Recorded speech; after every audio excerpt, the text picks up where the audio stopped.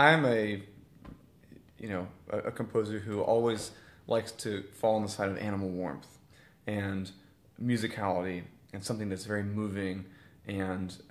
not just a cerebral experience. So I always gravitate towards music that is lyrical and also rhythmic and primal. However, I found that to really go out, or to use the word trippy, to trip out, you do need to have music that engages the part of your brain that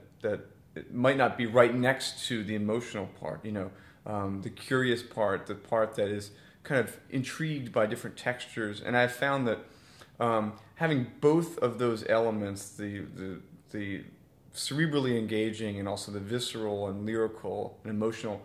playing off of each other, can really heighten the impact of both. I do think the maestro has a hunger for both of those things. I mean, certainly we may think of him as a great interpreter of Verdi and whatnot, but he's also, he has a history of conducting a lot of new music with the Philadelphia Orchestra, and of course here he's championed a few of our pieces and done a lot of quite progressive pieces from various composers. So I mean, even with the maestro, I think there is that dual focus, and I think really both of those kind of human experiences can be heightened when they're both present. Well, I really think of myself as a composer for the symphonic imagination, first and foremost, and DJing and really more specifically, being an electronic artist has been hugely important to me. But it's more than anything else informed my approach to the symphonic space. I think what I really love is dealing with large forces like the orchestra and changing them and bringing in this new world of electronic sounds has been fascinating. But at the end of the day, it's an expansion, I believe, of the orchestra and not kind of a crossover into a kind of pop world with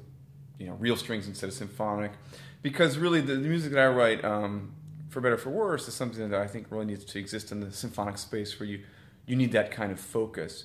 I do a lot of electronica that exists in club spaces as well that has orchestral musicians involved, but I'd say that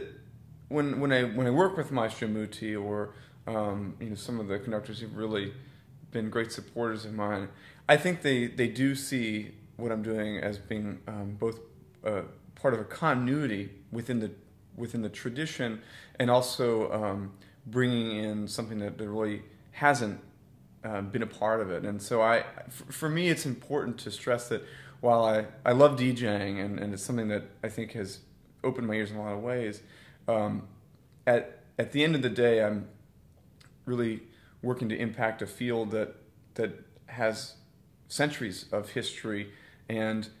has actually changed a lot more than maybe the layman really realizes.